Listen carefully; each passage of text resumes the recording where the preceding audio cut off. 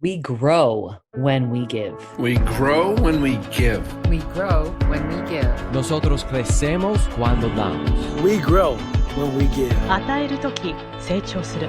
We grow when we give. Welcome to ROG, Return on Generosity. I'm your host, Shannon Cassidy. This podcast celebrates generosity at work, not financial giving valuable time, mutual respect, alternative perspectives, and genuine collaboration. Our special guest today is Michael K. Powell, the former chairman of the Federal Communications Commission, FCC. He was appointed by President Bill Clinton in 1997 and appointed chairman by President George W. Bush in 2001, serving until 2005. During his time as FCC chair, Chairman Powell oversaw the rapid transformation of the communications markets into the digital age. During his tenure, the internet became this widespread commercial use, as did smartphones, Wi-Fi, and satellite radio. In his current role as the president and CEO of NCTA, the Internet and Television Association, he leads one of the largest trades associations in Washington, D.C., representing the communications and content industries. Chairman Powell has had many public service positions, including Chief of Staff of the Antitrust Division of the Department of Justice, Policy Advisor to the Secretary of Defense, and service as an armored cavalry officer in the U.S. Army. Volunteerism is something we will speak about today, a topic near and dear to his heart. What I appreciate most about you, Michael, is your courage and kindness. You are both strong and virtuous. Welcome to ROG. Thank you, Shannon, for that wonderful introduction. It's great to be with you. Great to be with you too. And I would love to start with a little bit of your background. Well, I think the most notable thing is I'm a proud Army brat. I grew up in a military household, which included many, many moves, many changes of schools, many hours in the backseat of a station wagon with my two spectacular sisters on the way from point A to point B, where we had to learn to start over a lot, learn how to rely on the family unit for a lot of nourishment, and how to adapt to a lot of changing circumstances. Contrary to what some military brats would say, I think we found it an idyllic existence. We enjoyed it very much. The Army was our family. Military post really felt like home, and we grew up in that lifestyle. So I grew up that way all over the country, which I also enjoyed seeing so much of America in communities I would have never stepped foot in, but for military service, everything from Washington, D.C. to Georgia to Kentucky to Colorado, which gave me a great perspective on my nation. When I came up through childhood, I went to high school and began to form, I suppose. I was a high school gymnast. At the same time, I was a big theater person. Believe it or not, I was a serious theater geek. Along with my sisters, we were just our own traveling Von Trapps. And went off to college at the College of William and Mary in Virginia, where I had a spectacular experience. And went there on an military ROTC scholarship. Ended up commanding the Corps of Cadets, became, the top military student there, which was exciting, and the beginning of what I thought was going to be the career for the rest of my life. I got out of college and then went into the military. I was a combat arms armored cavalry officer and was stationed in Hamburg, Germany at a time where 1985, when the Cold War was still a real thing, and the fear of the Soviet army that lived just over the border from where I was stationed was a very real and present danger, a life that I quite loved and enjoyed for reasons most people don't appreciate. I loved the work of caring for soldiers. It's a special bond. It's a special responsibility that really formed me in meaningful ways. I thought that'd be my life, similar to my father's career, just plug along in the Army. And the fates had a different idea of the direction of my life. I was in a horrible Army training accident I broke my spine, pelvic cradle, very, very seriously injured. That led to being in the hospital for literally a year as an inpatient. And the saddest day of my life is when some colonel doctor walked into my bedroom and said, "Lieutenant, with all due respect, I'm sorry to tell you, we're processing you out of the Army. You're no longer able to meet physical fitness requirements."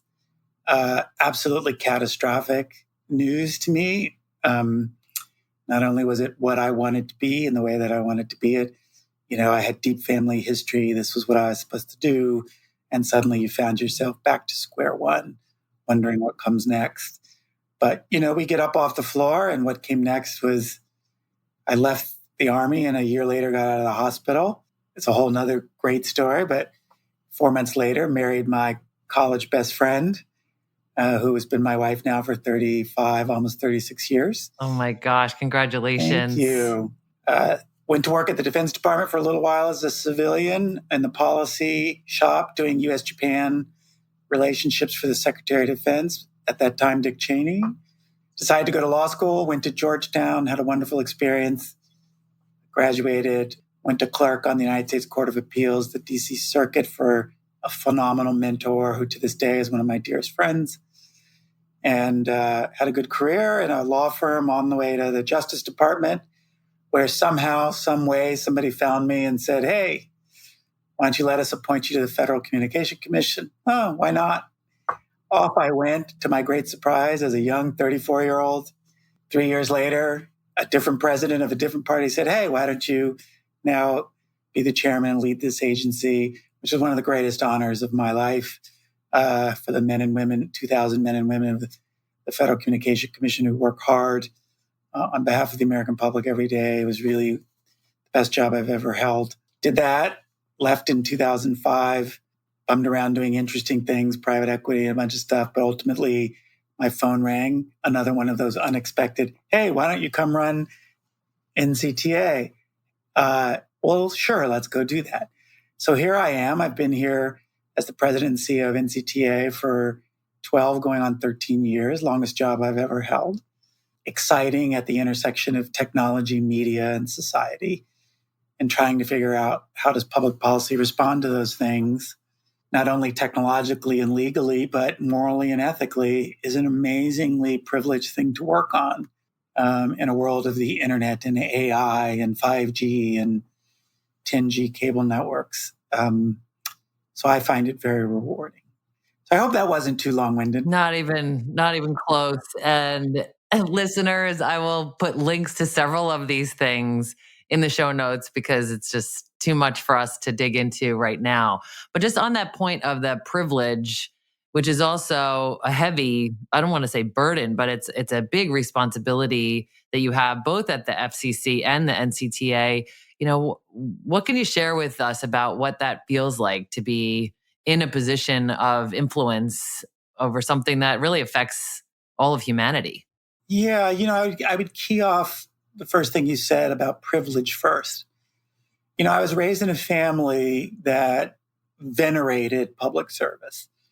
And service in the strictest sense meant even to the point of self-sacrifice, to give of oneself to something that you believed was meaningful and purposeful. And I've always thought of every job I held as a steward. I am a temporary passing thing. I am here for a while. I will have whatever impact I have. And, as my mother taught me to say on the last day of every job, I hope I left this place better than I found it. And that's my guiding lodestar as I lead anything, to try to leave it a little better than I found it. And what I've learned that means is your policies won't have that much half-life. A lot of the things you thought were important will fade pretty quickly with time. What doesn't fade is the impact and investments you've made on people you leave behind. And, who will then take on the next decade of leadership. And if you made an impact on the way they see the world and lead and care for people, that's where you will find the difference. So the way I think, to get to the latter part of your question, a position of such important impact, I am a very human-centered leader. I think the impact comes in the hearts and minds and skills of people. And so for me, high levels of leadership are truly joyful because it just means someone has invested with you the responsibility for a larger number of people, even some abstract and amorphous you will never meet, consumers out in the country who will pick up our product or run into a problem on the internet, that you had some influence on directing is the way I like to think about my work. You know, you could take something as arcane as, well, what is Wi-Fi technology? But I think about it every day during COVID, when kids couldn't go to school, people couldn't go to work, to know that something I worked on made it possible for 7 computers in a home to survive a pretty tectonic shock because we had the foresight to bring Wi-Fi into the market 20 years ago is where you get your soul satisfaction. And so I think I like to use words like it's a sacred responsibility to have great responsibility and to understand that means responsibility. You know, I'll tell you a quick story. The day I was moving to Germany to take on my first real professional Army assignment, a platoon leader in Germany. I was flying out that night. My father came into my bedroom in the morning, woke me up because he was going to work and I wasn't going to see him before my flight. And he kissed me on the cheek and he only said one thing. And the thing was, take care of our soldiers.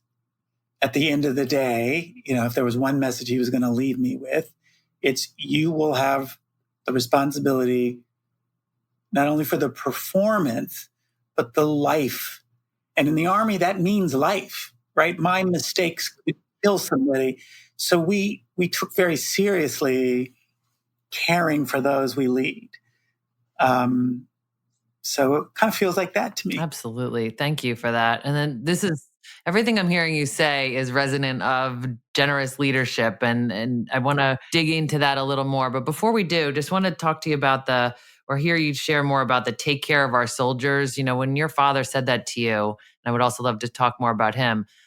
What did that mean to you? How did you think about that from that day forward? And I can imagine even now looking at your staff and your, all of the people that you associate with on your boards, like that you're taking care of them, you're viewing this as a position of stewardship. Love to hear more about that. Yeah, it's all that you described, but I'm trying to think of a good way that I would add a layer. I add a layer of intimacy. I can come to work or I could go to my unit and take care of the basics of people. Most leaders do. Did they get paid? Do they have the equipment they're supposed to have? Are you training them in their mission? Yes. You can check a lot of boxes and say, in the Army, in the field, are they well fed? Do they have the ammunition they need, et cetera? And many, many leaders do that stuff and do that stuff pretty well. And that's the full extent of what they think that means. To me, that is only the upper layers of the onion. I need to know your family life. I want to know your greatest fears. I need to know your insecurities. I need to know your ambitions.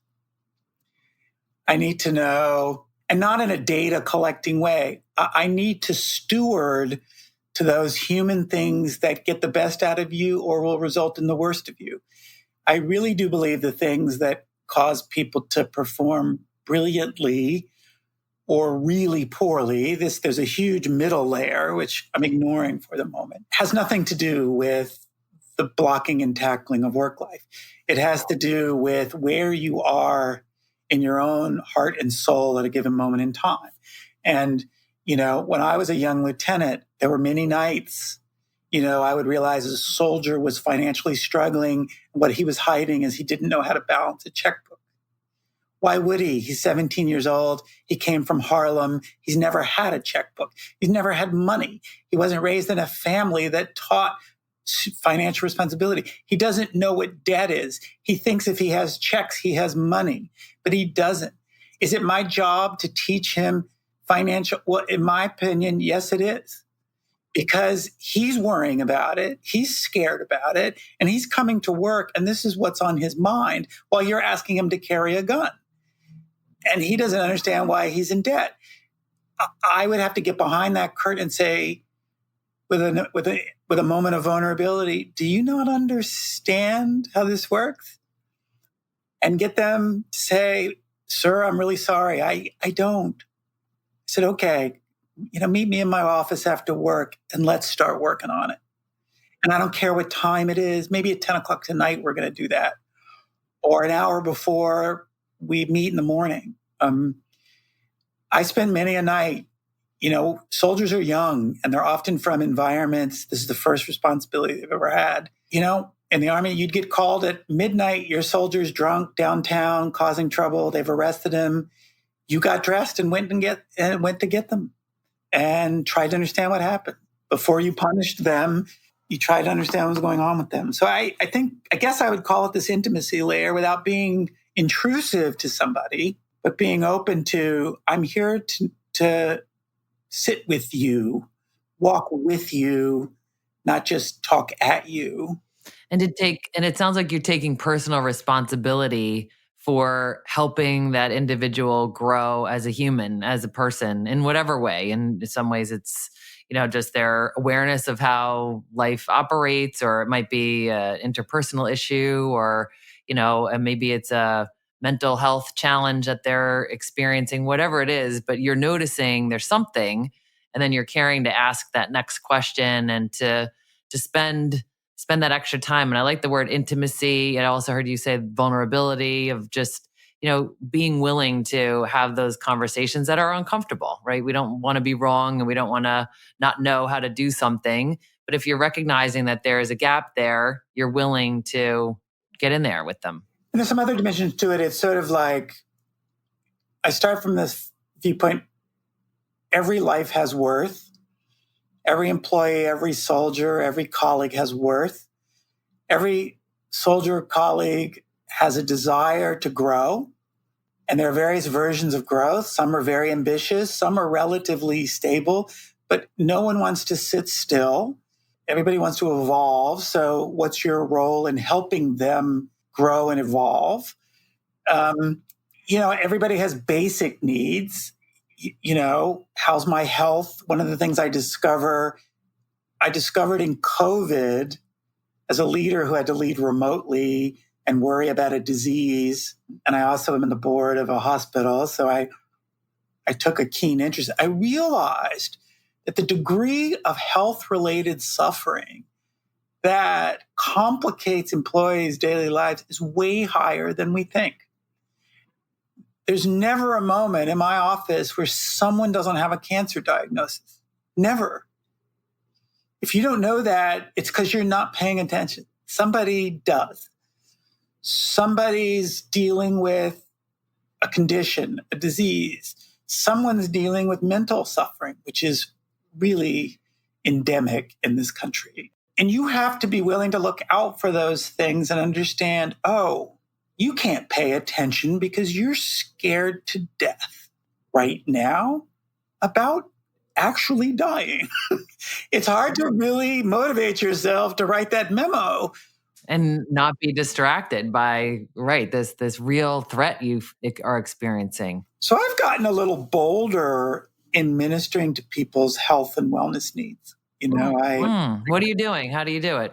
I make sure that I am aware of almost any employee at any level is out sick. Any employee has COVID. Any employee is in the hospital. Any employee, if I can, got a diagnosis. We immediately embrace them with the organization. What do you need? Do you need time off? How do we adjust your workload? I tend to reach out to them personally. If they're far away, I will make sure, no matter how junior, I will email them. I heard what you're dealing with. I just want you to know I'm thinking about you. We're rooting for what you're going through. You'll be welcomed back here when the time comes. Or if it's a parent, there's a lot of that, or a child. So number one, we engage. We do not, oh, so-and-so's out, they took leave. Who knows what's going on? I'm very active in wanting to understand and trying to see what we can do. We send gifts. We try to solve barriers and problems and hassles that they're having so that they can put their full attention on their diagnosis. Things like that are pretty commonplace here. Thank you. That's helpful. And for those who are thinking about how could I be more bold or more attentive or more intimate in the lives of the people that I serve, those are some really practical, meaningful ways to do it.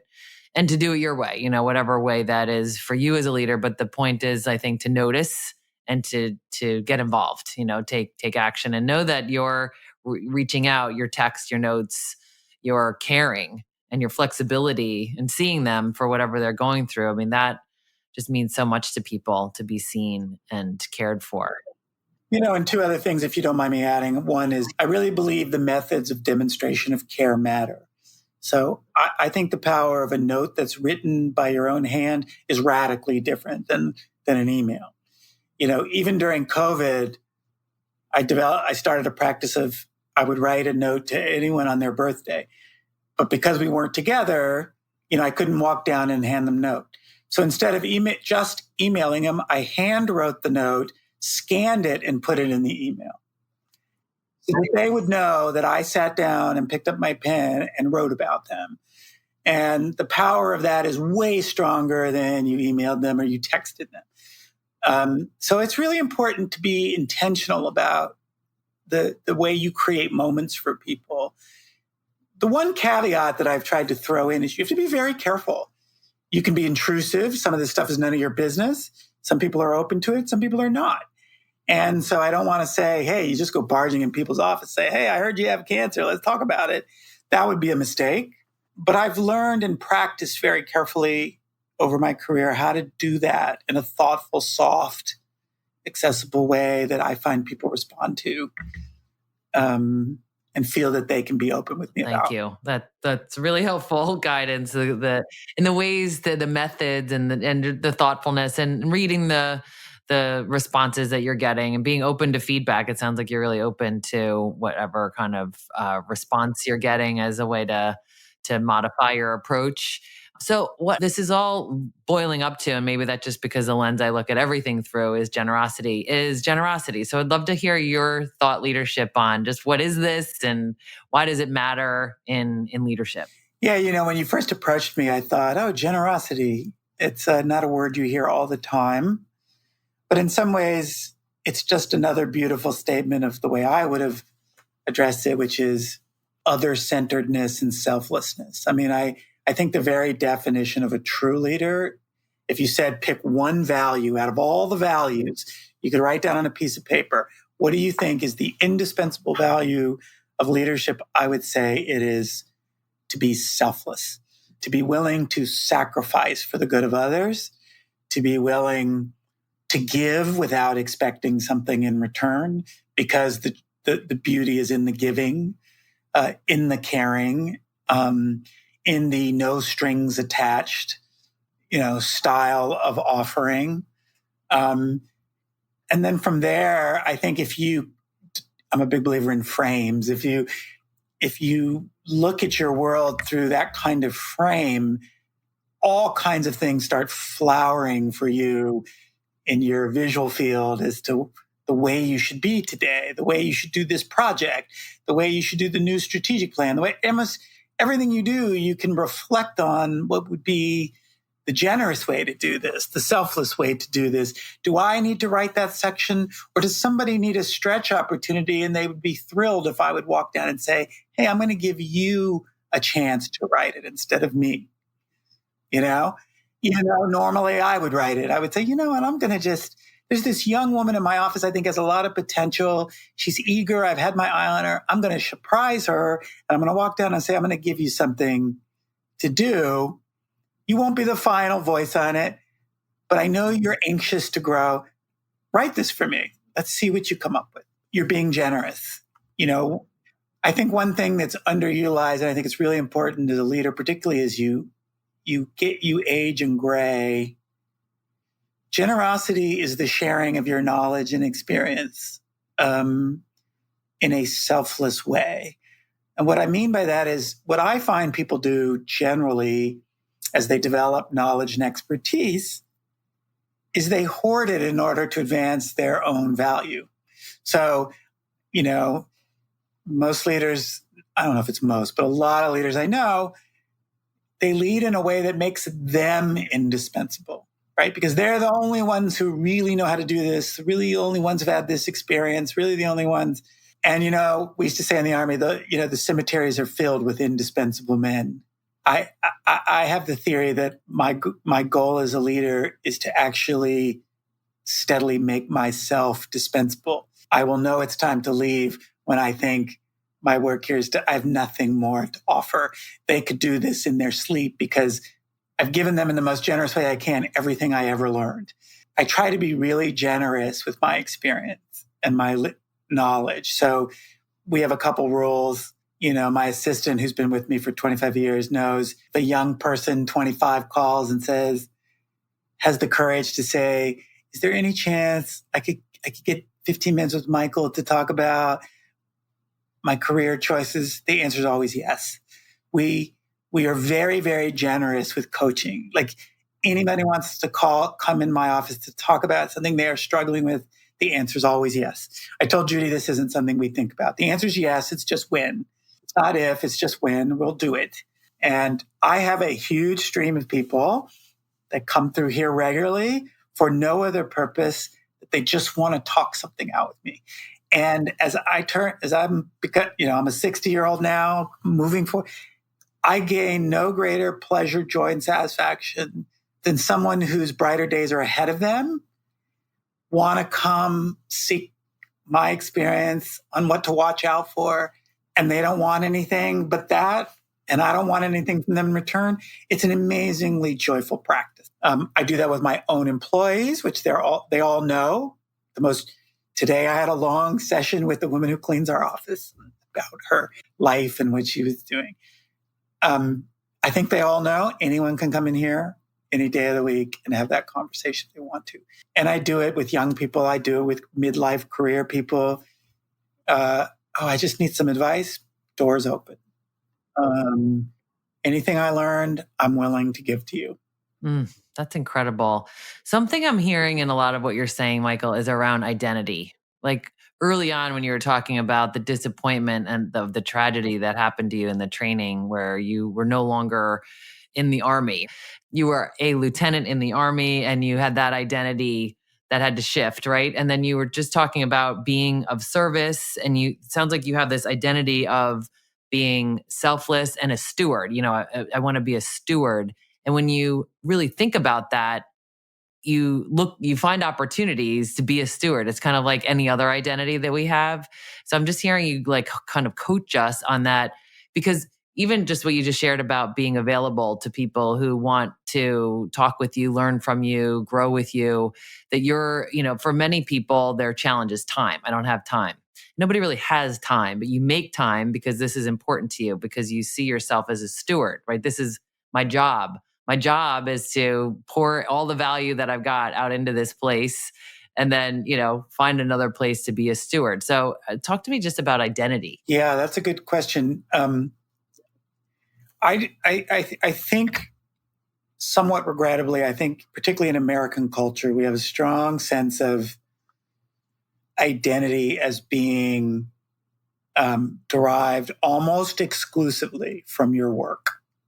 Your work, your title, your income. That's true.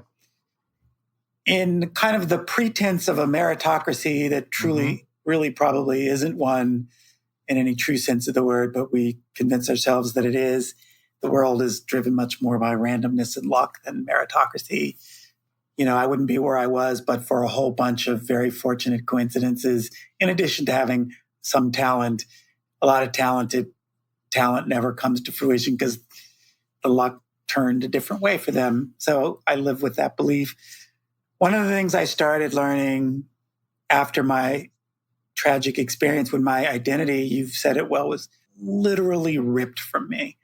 And, suddenly, without warning, in an unexpected, violent way. Like, I was cruising in the Army. I had finished first in my class in college. And then when I went to my first officer basic course, I graduated first in the class.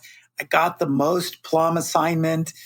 I was leading a big unit. I had glowing reviews. This was my life, everything. And worse, this was my personal, I've grown up in this Army web of culture. Like, it wasn't just, I had this job for a couple of years. I had this my whole life. And, in one nanosecond on a German Autobahn, with one moment of bad coincidences, you're laying in a street fighting for your life. And everything you put your heart and soul into, suddenly somebody tells you, we regret to inform you, is gone. That was a pretty brutal experience, that identities that are rooted in things like your job and your title and your positioning are very fleeting and fragile. And my dad used to have one of his 13 rules, which said, don't ever hang your ego on your job, because if your job goes, then your ego goes with it. I happen to be a geeky lover of philosophy, particularly Greek philosophy. And, I've always been sort of fascinated by, like, who is this crazy Aristotle character who just sat around thinking big thoughts and wondering what happiness meant and meaning meant.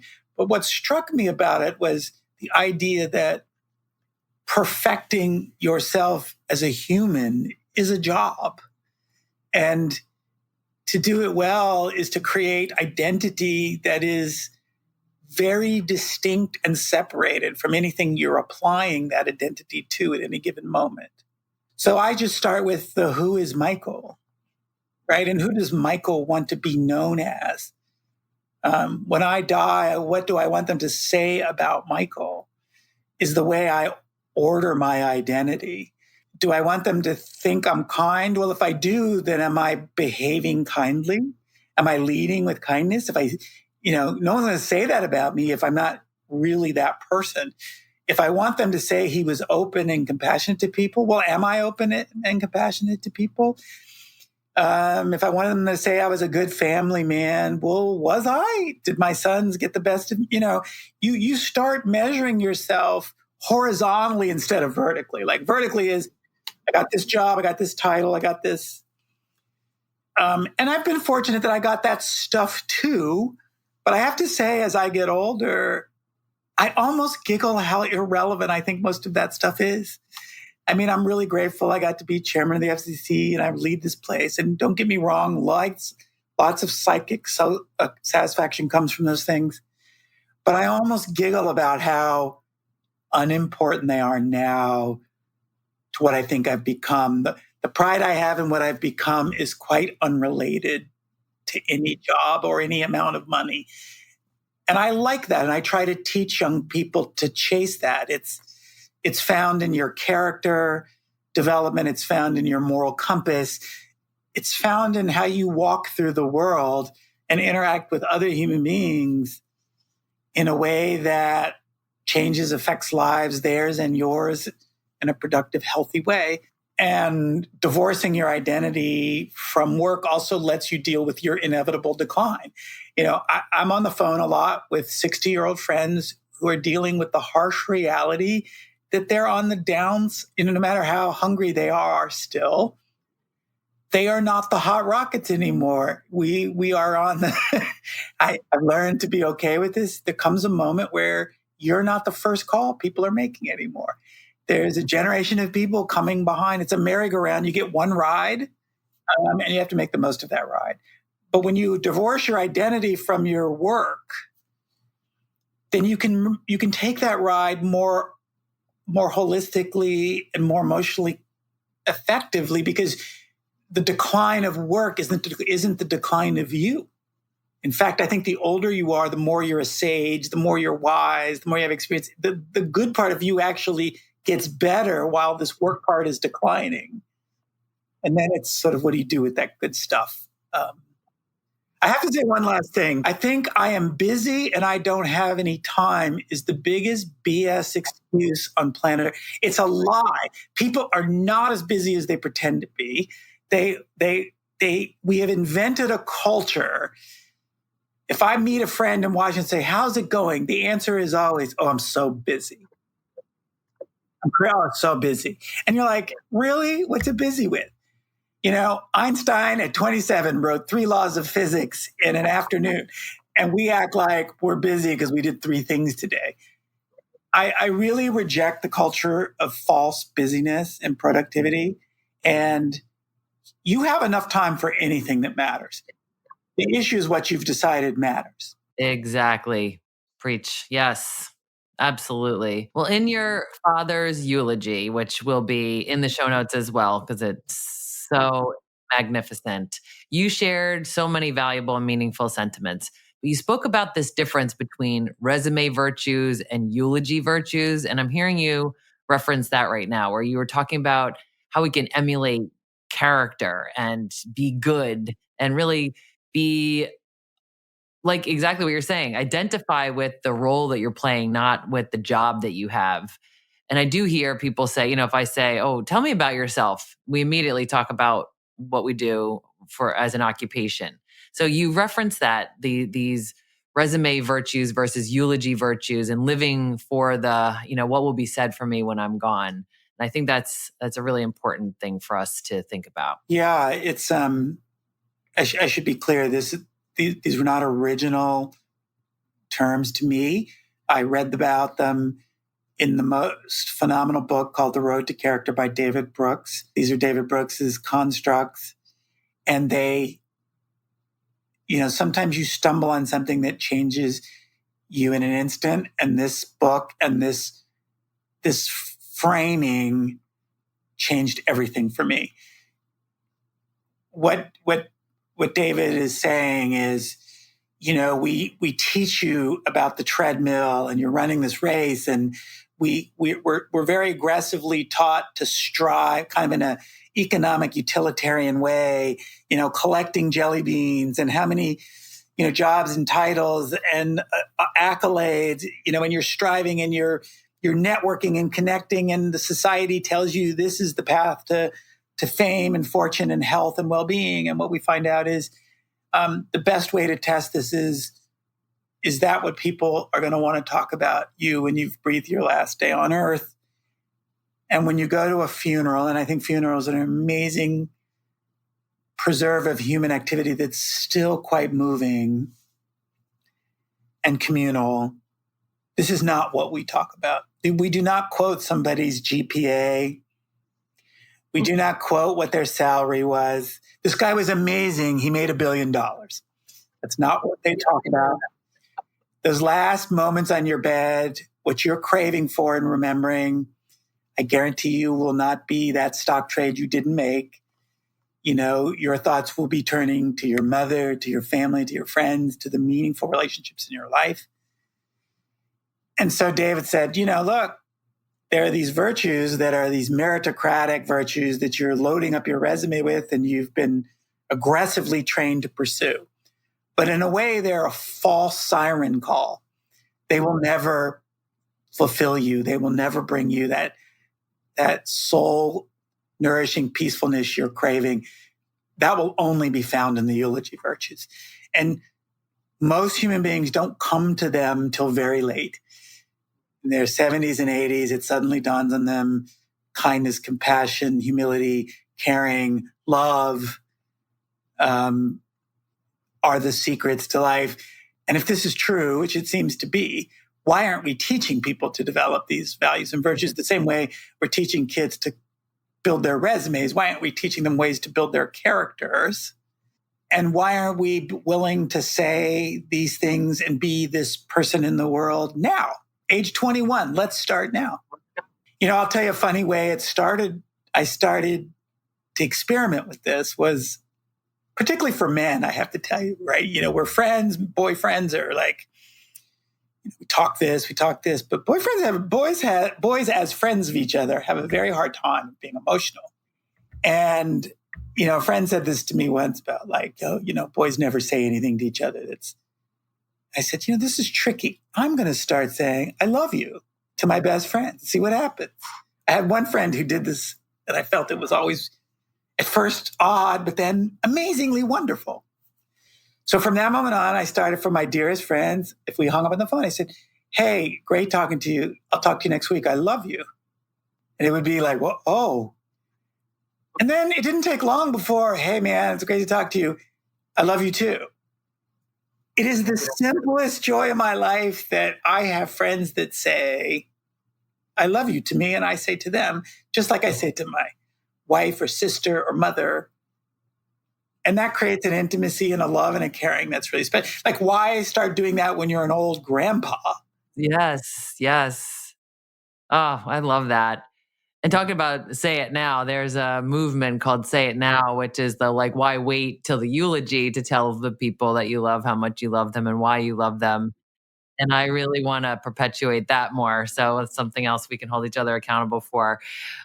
So I want to just do my attempt at recapping some of the things I heard you say so that our listeners can think about how to apply some of this to their own lives. So similarly, they won't have your resume to echo, but some of the sentiments and the virtues that you've shared. So you talked about being a steward and that the recognition that we're temporarily passing through and do the best we can while we're here. You talked about leaving everything better than you found it.